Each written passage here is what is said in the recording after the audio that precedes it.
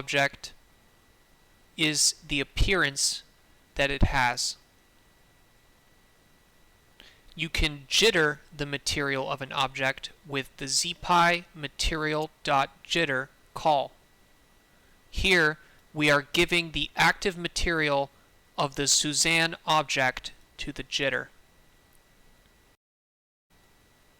We can use the Python console in Blender to see what this does.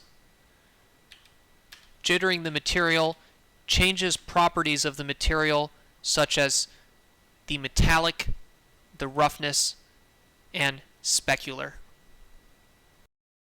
These properties can be seen in the Shading tab by clicking on an object.